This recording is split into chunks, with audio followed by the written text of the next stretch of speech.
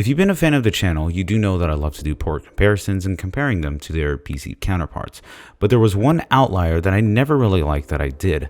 I always did a lot of my recording on my modern Windows 10 setup, and while most of the recording I did pretty much fine, I did feel like I would get more out of doing it on original hardware. So that's what this video is about today. Welcome to a 10,000 subscriber video, a thank you to you guys, and also a journey building my Windows 98 setup. This setup is specifically done ranging from DOS, Windows 95, 98, and even some XP games. I do know that there is another computer right next to it, and maybe I'll talk about that in another video, but for now, we're going to talk about this new old stock setup. Hope you enjoy the journey, and thank you guys for 10,000. Whether it's Capcom, Elden Ring, or some of your favorite PC games, Nexus has you covered. Buy some of the latest and greatest PC games with up-to-date discount prices on Steam, all the while supporting the Kelphelp channel. Links are down below to my personal Nexus page, which are also affiliated, so you do support the channel. Thank you guys, and back to our video. Good morning, guys. Hope you're doing good. I was able to find a listing on Craigslist. It's around the Hollywood area, so I was able to go to the place. I found two Pentiums that I needed, and I'm gonna be honest, I don't really know if they're exactly what I needed, but I know I just needed a Pentium, and it's a good processor for my needs. So I found these two right here. They're clean, they're nice, they don't have anything crazy in them. So they didn't come with the hard drives, but that's more than fine. I have a ton of IDE, or if I really wanted to go with SATA, I could really go with that as well. So there's a lot of nice variety that I was able to do. Oh yeah, that's right. There was a fire on the way. Welcome to Los Angeles. I got these for relatively cheap, so it's not anything too crazy, but I'm just glad I was able to get these and have at least something nice to start with. And if I wanted to keep upgrading with stuff in the future, I was able to do that, but I just wanted a nice base because I don't really have a base. And a nice base was what I got. I got two systems that I mentioned previously. The first one was a Tiger Systemics. The case wasn't really in the best condition, but I wasn't really planning on using it. It's a Pentium 4 based system with a floppy. It does have a CDR drive, which unfortunately I tested, but it didn't really work. But this system seems to be more in line with Windows XP, but it should be running Windows 98 perfectly fine. No hard drive was included, but it does have a couple cool features on the back. It has a dial-up modem if I really wanted to do link cabling, and it does have FireWire, which honestly I'm not even going to be using, so might toss it, sell it, whatever, recycle it, whatever. Opening the system, it was pretty dirty and dusty, but nothing too outlandish. I think a little cleaning was all it really needed. I definitely wanted to clean the CD drive as well as the floppy and make sure that everything was going nicely. The CPU fan, we'll talk about that later. The second system that I really didn't intend to get, but I got as a backup, was a Dell Dimensions 4600. Which also has a Pentium 4, but it's clocked at 2.4 Hertz for the system. It's definitely overkill for Windows 98. It's cool because it has a ton of USB jacks on the back. So if I really wanted to connect what I needed to, I can. And it has built-in Ethernet. So that's nice if I wanted to connect it to my house. Inside, it does include an AGP, the NVIDIA FX 5600X. It's a GPU that's honestly not the best for Windows XP, but it's fantastic for Windows 98, and that's exactly what my needs are. It also has this weird CPU shroud that I'm not really a fan of. We'll change all of that, but one thing that I really love about this one, it has native SATA. So we'll see how I can be utilizing it. It's kind of cool. So for this build, I wanted to use the Dell. So let's put the Tiger X aside and go with the Dell. So I decided to get an old LCD monitor that I had laying around, put it on a cheap little table, and give this a go. I went into the BIOS, and it's pretty difficult because I think legacy USB was turned off, so it kind of turned on when it wanted to, but I was able to get into the BIOS, but it was pretty annoying to get in there. I think you really need to have a PS2 keyboard, so that was something I didn't really have on hand, so whatever. The Dell was a little bit dirty, so I think it was a nice time to give it a little bit of cleaning. Decided to take out the motherboard first and take out everything I can, And I'll admit that the heatsink was a bit difficult to get off, but I was able to do so. Thermal paste was really caked on, so I just took a little spudger from an iFix-A-Kit and just pretty much scraped that off. Isopropyl alcohol cleans that off and just applied some new thermal paste, specifically in this case MX4. I've been using this and it's working great. After that, I was able to put the thermal paste and put it back in, and it also comes with 1 GB of RAM. Very nice for Windows 98. With that, I threw away the green shroud. It's not really going to be working for the new case that you'll be seeing a little bit later, but I definitely wanted to keep the motherboard and the CPU. The CD drive was next, and I took that out and gave it a really nice cleaning. Lubed some of the bearings and gave the lens a really nice clean of isopropyl alcohol. Put everything back and it was good, but the case needed a cleaning, so I decided to give it a nice little shower.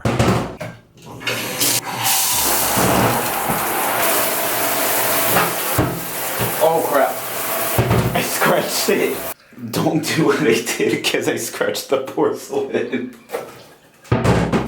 After scratching the porcelain on my bathtub, I did put everything together in the Dell and I decided to give it a nice little boot up. Everything did boot up nicely except for one thing. The USB keyboard that I had still didn't work. I do know that it's a custom mechanical keyboard that I made from the GMMK Pro keyboard. It was extremely frustrating because I tried everything and nothing worked. So honestly, I said, screw that. I'm not dealing with the Dell. So I just started over again and I decided to work with the Tiger system. I felt a lot more confident about this because I was able to get into a lot of the system files, no problem. So I was able to start cleaning the Tiger X. I decided to take everything apart and only take what was necessary. Like mentioned, the case wasn't, but I just needed to get what was necessary. The first thing I needed was the motherboard as well as the CPU. The motherboard is an 8668B, if I remember CPU. The CPU is a Pentium 4 clocked at 1.33 megahertz and it works very nicely. Taking out the heatsink is very similar to the Dell, but it did take me some time to do so. After I was able to do that, then I did away with MX4 Arctic thermal paste, put that on and applied a new CMOS battery.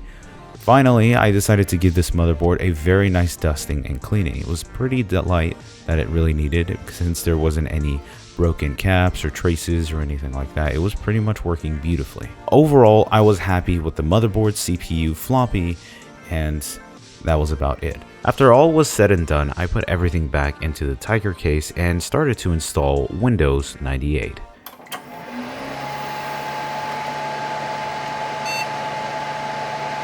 That CPU fan is abhorrently loud. We'll really have to take care of that later. So using a disk, I started to install Windows 98. I went through the process and it wasn't really too much of a problem. I will say though that I did get stuck around like what, 98%, something like that, and I just had to keep restarting. So I started to install Windows 98 using a USB and another flash drive. Basically, one of the flash drive was a boot drive and the other one was also using the Windows 98 image. Use those two, launched it up perfectly, and it's all set. All the drivers were loaded pretty nicely, so I didn't have any problem with there. But I think it's time to move on to something different.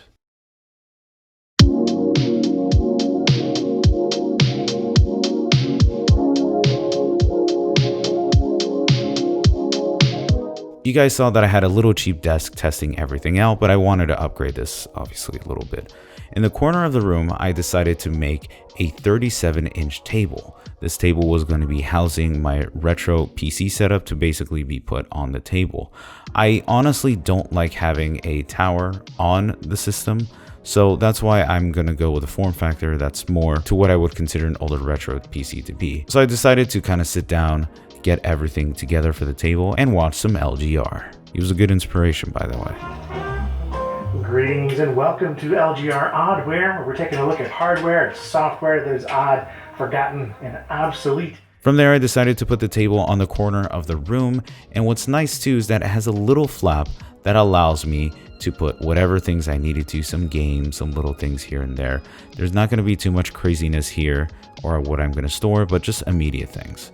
It came out very nicely. The white really stands out from the beige walls that I have here. But I think it's time to move to the creme of the creme.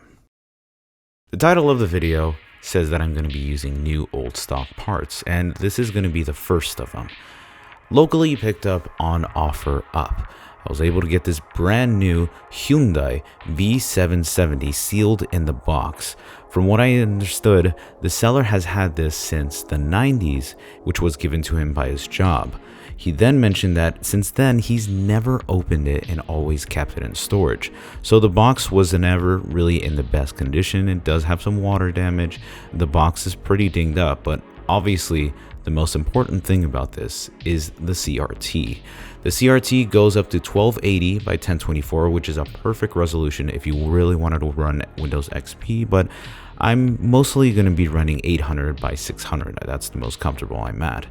I decided to take my utility knife and open this up.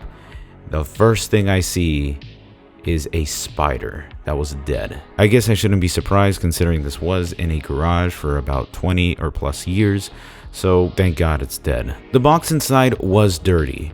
There was a little bit of scuffs as well, and I was a little surprised because I was like, you know, this is a sealed item. It should be pretty much new, and it was, but it does have a little bit of dust on it. So I decided to take a magic eraser and very, very lightly take out some of the scuffs, which are very, very small. I just went very, very light on them just to take out as much of the light scuffs as I can. And I also took a toothbrush to some of the little holes on the top and left, right sides of the vent. That way, whatever was trapped was going to be there. I was really nervous to see that the box did have some water damage, so off screen I did test it and connect it to make sure it was working, and it works beautifully. First thing I got was a no signal, so as soon as I got that, I knew that was good. The nice thing about this CRT is that it does include color correction files for you to use.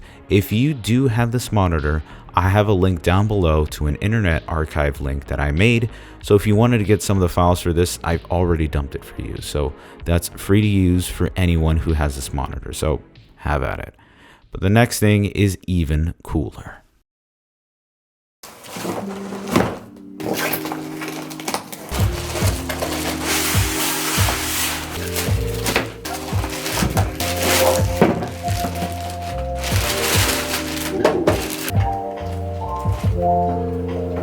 Oof, all the way from the UK, I present to you the Slim Case by Evercase.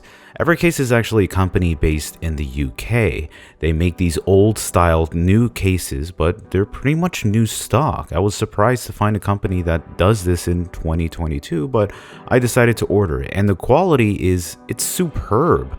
If you remember those older beige PC cases back in the day, this pretty much fits the bill with its own form factor. So this is pretty much brand new stock, and this and the CRT are probably the only new stock things that I have, but I did want to let you guys know about that. The front of the case has some USB headers as well as 3.5mm jacks, which I won't be utilizing, but I will be using the USB, and we'll talk about that later.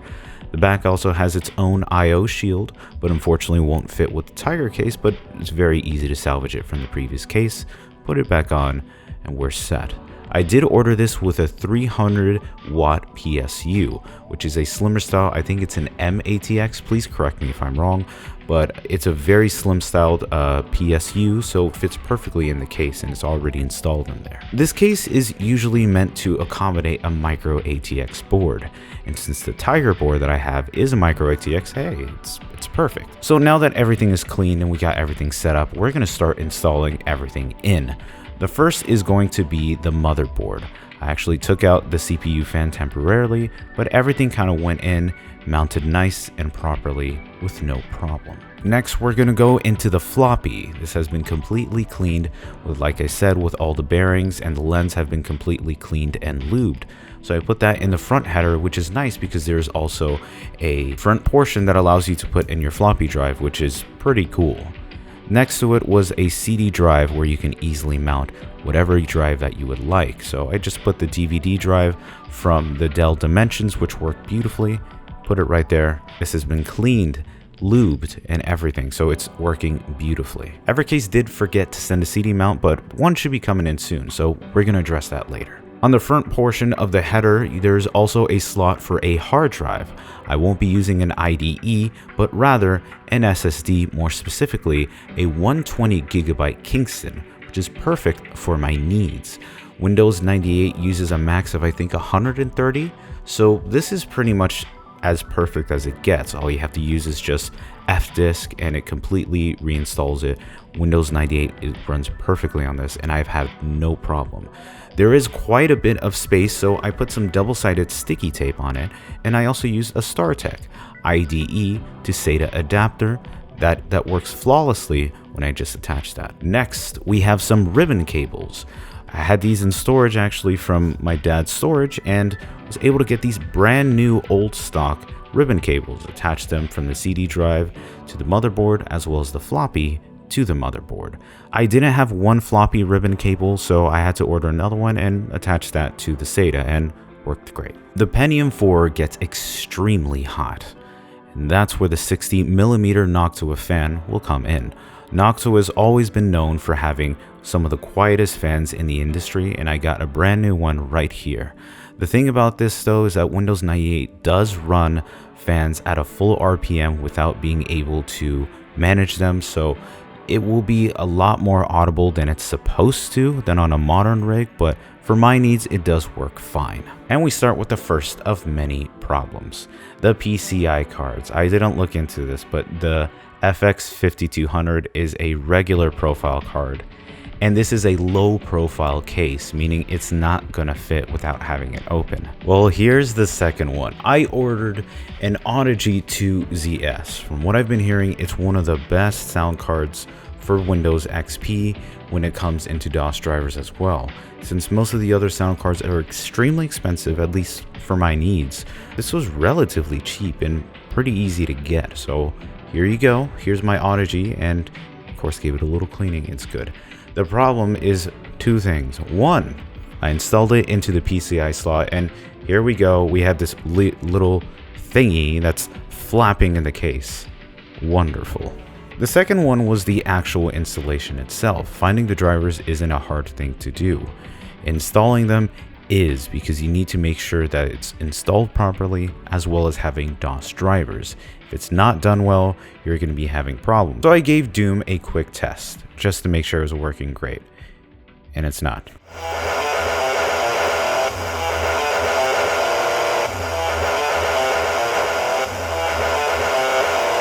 It was weird because the sound was coming out only from one speaker, and when the sound did come out, it was pretty distorted.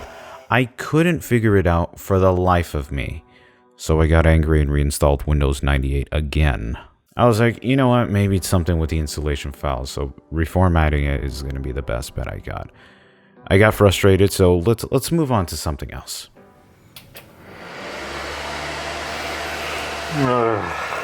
That CPU fan is the stuff of nightmares. So I tossed that fan and never looked back. I installed a 70mm silent NEXUS fan. I've been seeing a lot of people specifically use these for original Xbox consoles, and they're pretty readily available as well. So I was able to attach that and no problem. It is a tad louder just because it is running at higher RPMs, because Windows 98 doesn't have the ability to change the RPM of your fan. At least, I don't know. Please let me know if you do. But it's significantly quieter than the original CPU fan, and both of these combined with louder NOCTUAs makes it a little bit more audible, but not annoying. So that's fine. I can work with that.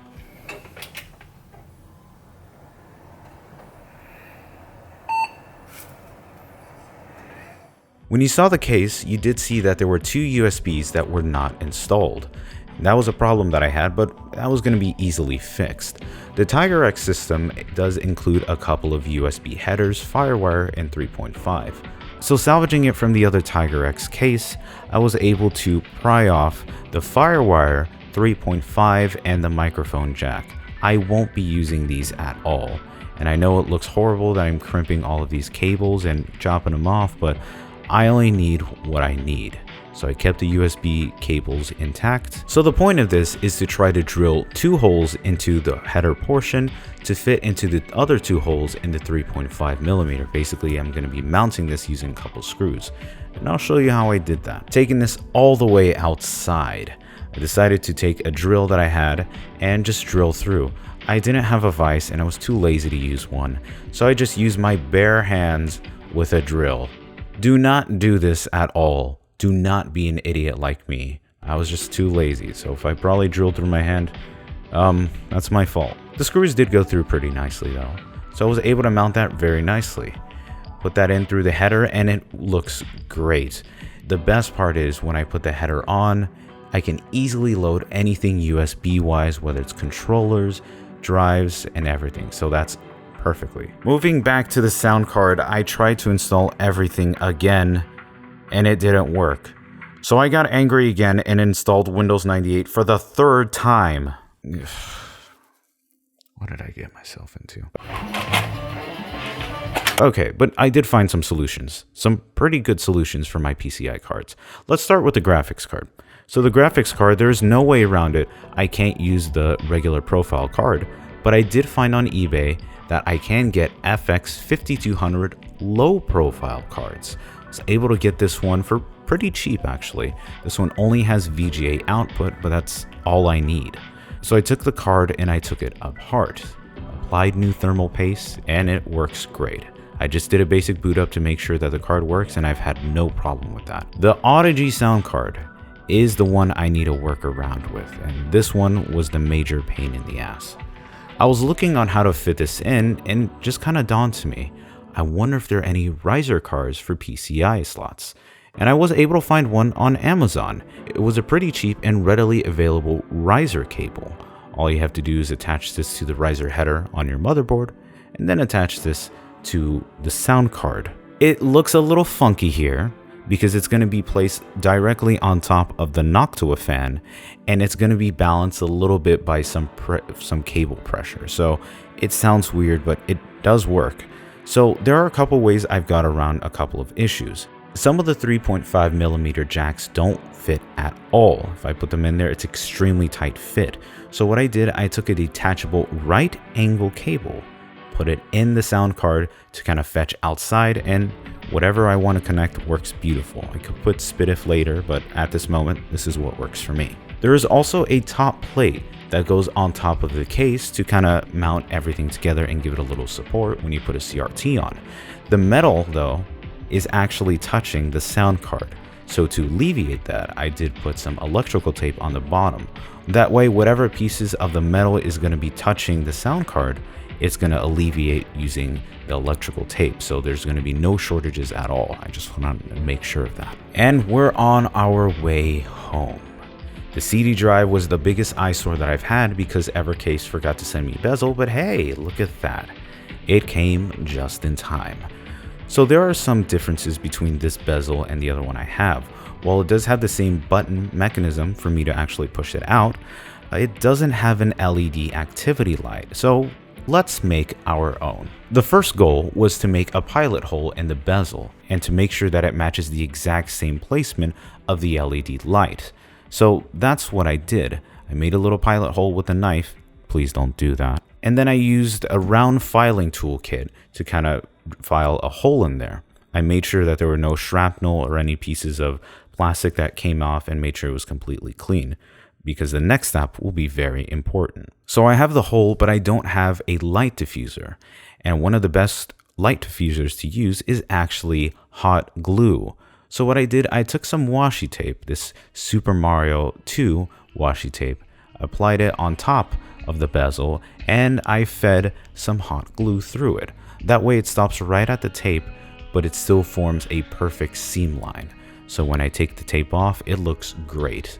I will admit that the light diffusion isn't as good as I'd like to, and it's not as reflective as the other one, but it does look very nice and very clean, so I don't really have any complaints on that. The eject button didn't reach the CD drive either, so what I did, I jankily attached a paper clip and I put some hot glue. I know, it looks very janky, but I promise you, ejecting the button has never been easier for me. So even though it's jank, hey, if it works, it works. The computer also needed a keyboard, and unfortunately couldn't find any beige PS2 keyboards, but I did find locally an Apple keyboard.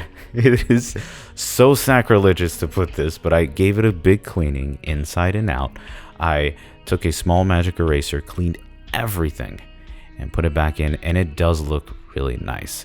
I know it is not a PS2 keyboard, and I still, at this time of the video, still need one, but it still works really nicely. To tie everything up together, did some cable management to make sure everything looked very nice and clean, and to make sure no dust reached the CRT and the computer. I have these dust covers specifically from Amazon. They're the last ones, by the way, so if you're trying to get one, I'm so sorry, but I took the last one. And voila! This is the Pentium 4 Slim computer that I've been working on for a couple of months. I've already previewed this in a couple of videos, but now you guys get to see how this works. But how are these going to be playing some games? Let me show you. Stick around. We're going to play some cool games right now.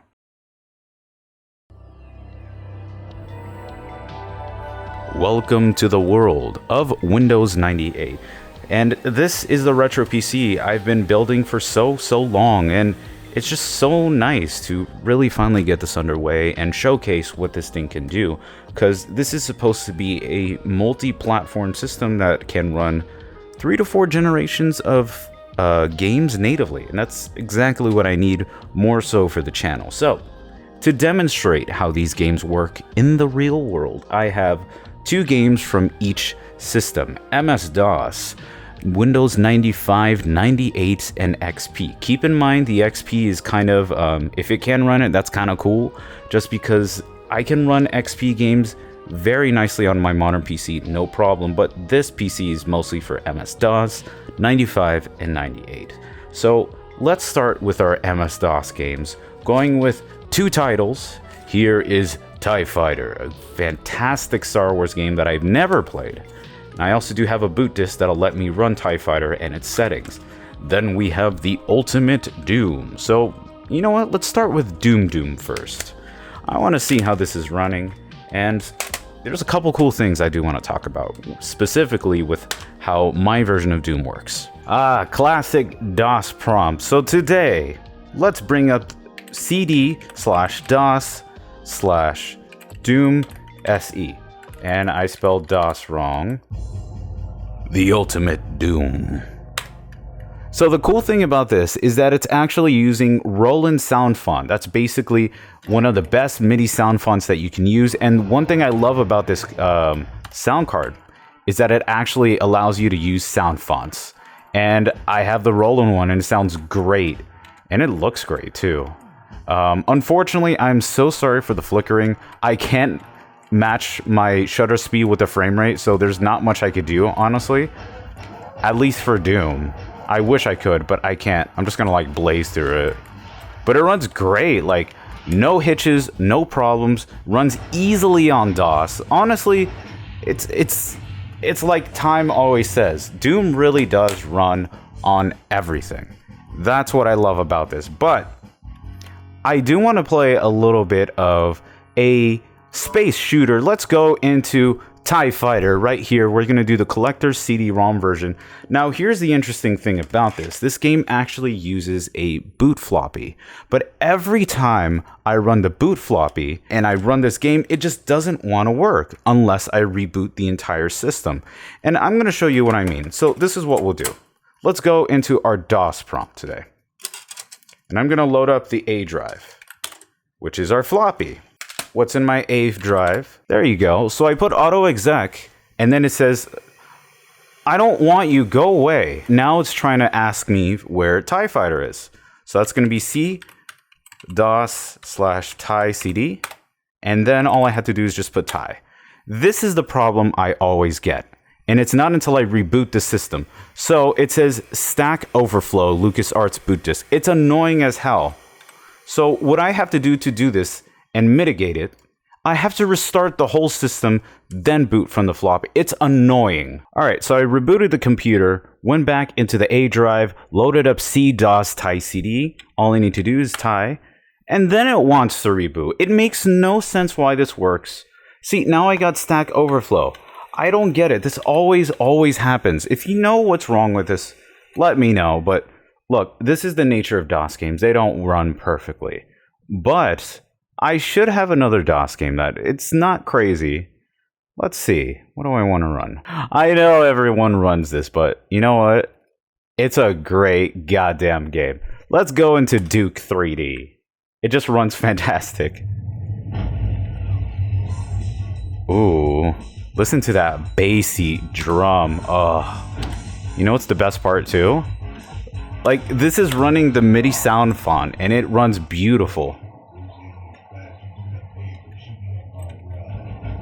There we go. Let me put mouse look. Okay, I'm not gonna lie. I'm channeling some LGR stuff right here. I haven't played this game either. I feel like a lot... Oh my god, get in there. But no, I feel bad. I haven't played that much of Duke 3D before. I've just only heard about how amazing it is, and I've owned it for a while, and yet nothing. No, it's a fantastic game, man. I'm really glad I can give this a shot. And I've been getting into other boomer shooters like Blood. I've been hearing that was great, and just trying that out. Oh my god. It's just a dream come true when it comes into this. And the best thing is that this is running at 480. Oh, I'm sorry, 860 at 60 frames. It runs great, man. Like, this is one of those games that just looks utterly beautiful, no matter how I run it. There we go. Let's kill ourselves. All right, there we go. So now that we're gonna get out of the DOS era, let's move in to Windows 95. Starting with Jedi Knight Dark Forces 2. This was the main reason I wanted to try a Windows 98.5 retro system, just because I've always had problems trying to get this game to run. I could run it on modern hardware, but the problem with that is that it stretches the aspect ratio. I can't get the ultra wide to work. So whenever I do that, it annoys the hell out of me. So that's why I built the system, that way I can play games like this and show it properly. I'm still learning, you know, how to properly display a lot of these games, but you know what? Honestly, no matter what, I'm extremely happy with how the system looks, how it runs and everything. So I'm just going to put a new game. There we go. Come on. Don't run away from me. Shut up. So here's the funny thing. I was running this game on an NVIDIA Riva what was it? NVIDIA Riva 2 TNT M64, and the problem was it's a 2D accelerated card.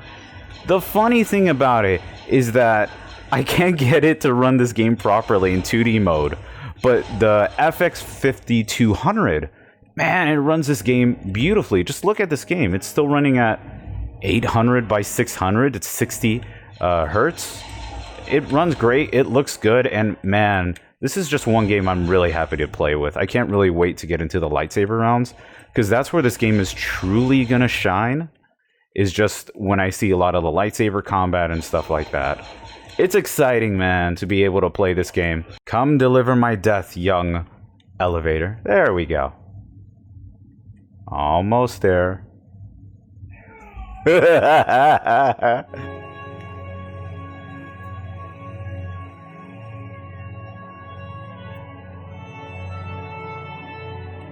Oh, God. You know, the only thing that makes me feel some kind of way, other than synthwave, is MIDI synthwave. It's so beautiful. Just look at this. And it just starts up like the original Blade Runner. I'm a huge fan of Blade Runner, man. And I've been wanting to check this one out for such a long time. Shoutouts to my boy, Josh from Video Game Addicts, for trading me a copy of this, of Blade Runner. Early in the 21st century, the Tyrell Corporation advanced robot evolution into the Nexus phase, a being virtually identical to a human, known as a replicant. The Nexus 6 replicants were superior in strength, agility, and at least equal in intelligence to the genetic engineers who created them. Replicants were used off-world as slave labor in the hazardous exploration colonizations of other planets, but after a bloody mutiny by Nexus 6 combat team in an off-world colony, replicants were illegal. I can't read today. This was not called execution. It was called retirement. I love these FMVs though. They're absolutely fantastic. Just the way it looks. I know there's a little bit of pixelation going on here and there, but I'm just excited to see a lot of how this game is going to be running. So this is still 800 by 600, but, oh, I'm sorry, 640 by 480. I think this is the max the game can run, but at 59 hertz, so there might be slight flicker. So I'll admit, this game, there's not much to show about it. But the reason that I brought it out was because, one, if I have an excuse to bring out Blade Runner, I will. And two, it just really showcases how nice some FMVs really do look, as well as pre-rendered backgrounds on a system like this. So it's easy to run, it's not a demanding game, but it is a native Windows 95 game before 98 came out. I think the date says 1997. So this is pretty much within the reach of Windows 95, but let's move into some 98 titles. I think we're gonna really push the system a bit more than we thought it would. Have I shown a lot of FPSs? No, because we're gonna play Half-Life Game of the Year edition. I swear to God, when I was picking out some of these games, I thought I was picking a crap ton of FPS games, but I'll be honest, they're just really good and they're really fun, especially Half-Life. So, can you blame me for picking Half-Life? No, you can't. It's not my fault. It's a great game, and you know it is. Sorry, I'm on duty, Mr. Freeman. Shut up. Look at some of these bold NPCs. I never get tired of them because I know this game was a hallmark in its day, but look how funky this little thing is. His little bushy ass hair and his bushy mustache and his blocky little hands. He's a good man. Let's get naked. And let's put the HEV suit. Give me my suit. So this is funny. I enabled console, so you always see like a status on the top being like, I've loaded a character down here. Thank you. I'm gonna skip you. Oh my god, I killed myself. I can die. I didn't know I could die from that high. Oh my god, that's it. StarCraft. The RTS I never play, but I hear so goddamn much. This better be good. Look at it. Okay, look, let's be honest. If you're playing StarCraft Remastered, I'm not trying to like crap on you, but like this game looks incredible on a VGA monitor. It's just extremely crisp, and looking at the way some of these characters look at this. Look at the way this Terran looks, or the way this Zerg kind of like flaps his tail. Oh my god, it's just absolutely beautiful. I can really see why people got addicted. It was just a beautiful looking game, and if the RTS mechanics are just great, oh, we're gonna have a time of our lives. My god, the fluidity of this game is really good. I guess he's the biggest commanding officer of that team. Ooh, look at that bloody glory. I don't know, there's just something about isometric RTS games in this position, and looking at this beautiful 2D sprites, man, it really does make me feel some kind of way. Ooh, can I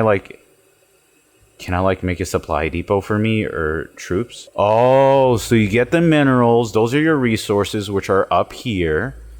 And then when you go to like command centers or supply depots, that's when you can use them. Oh, okay. So in the command center, then I can build one. Ooh. Oh, and it looks like I have a total of 5 things that I can craft right here. Oh my god, this is really exciting. So on the top right, it gives me the pool of enemies that I can have. So 18, so I have 11. I need to stop because look, here's the thing. I can get really addicted to RTSs easy, and they're fun as hell. So no more StarCraft. I will get sucked in this game. But there's another game I get sucked in even more. I bet you didn't see this one coming, did you? The famous Deus Ex. This is pretty much right at the pinnacle of like Windows 98 XP. So this is heading into XP territory. And like I said, anything that's Windows XP, I'm not going to be running on the system because I'd rather run it on my modern system at like, let's say 1080p, high resolution, 60 FPS, ultra wide. That's how I'd rather play it. But if I really want to get a little nostalgic, it'll easily run on this. But it's nice to have overhead just in case I wanted to run games like this. But it looks gorgeous, man. Look at the shit-eating grin they have. I just love these models. They're so horrible, but in a really great 2000s way. See, why doesn't Half-Life just give me a Glock from the beginning? Why do I have to find one when I could just have one here? Oh, I thought you were in Hong Kong. Okay. Skip all of this.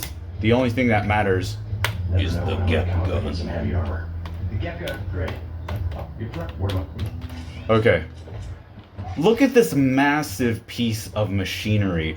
I'm gonna shove this in someone's... Oh, he obliterated.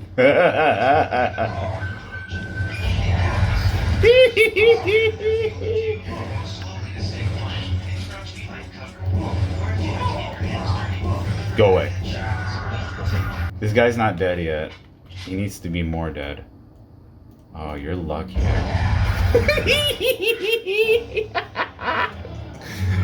Oh my god, I never get tired of this game. There's so many ways you can just be like a complete idiot in this game, and I'm just all for it. And the last game that I have here for you to show is the Elder Scroll Anthology, but more specifically, Morrowind. This is really pushing my system to its limits, but that's kind of the point, just to kind of really see how this is going to run. Like I said, I won't be running a game like Morrowind on this system, but hey, it's nice to know how it runs. What a beautiful title. Morrowind was one of those Elder Scroll games I just never really played. My first one was actually Oblivion, when that actually came out on like the PS3, and I enjoyed the hell out of it, and that's when I played Fallout and all that. My name is Poo Poo Head Original. Oh my god. Why do they have these stupid animations? You know, it reminds me of that John Lennon walk. You know that photo where he's walking with Yoko Ono, and he's just got like this shitty ass walk. Why did they give it to every single character in the game? It's so crappy. Oh wow, this game actually runs. Oh, it's chuggy.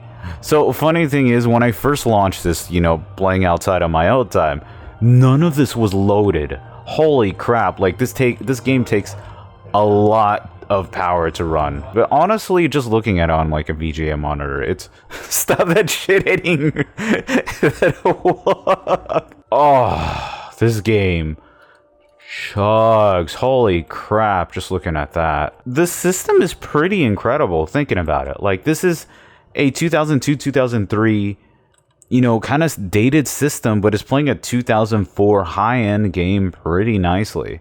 It's kind of cool, really, to think about how well this system runs with what I want to do. And like I said, I know a lot of this overhead doesn't really matter. Oh my god, why is it so tight? Why is this...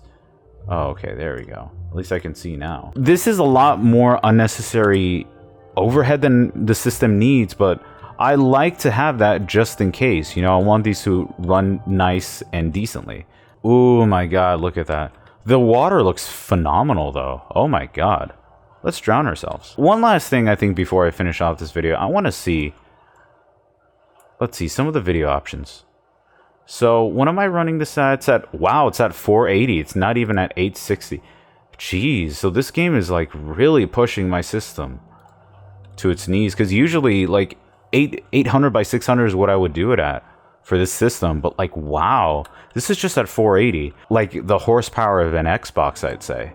Like, you could even see some frames that are dropping from people in the distance right beyond there. But no, let's be honest, this is really cool. I'm very happy with this, and I'm going to be playing a lot of Morrowind when I do play it on my PC. But there you go, this is the Windows 98 PC. A little bit of overhead, being able to play other titles that I've always been wanting to play on a nice VGA monitor and a CRT. It's been a long journey to creating this retro PC, but it's been a journey to learn how Windows 98 works and everything, and I just wanted to share my experience with you guys. 10,000 is a lot of subscribers. I think that's the entire attendance of Anime Expo, which is huge. So I really want to give my sincerest thanks to honestly all of you guys. A channel that mostly started out of, you know, just trying something out new, turned into a passion, and honestly, when it comes to video editing now, it's a career that I really want to pursue, and you guys are really helping me make that a reality, and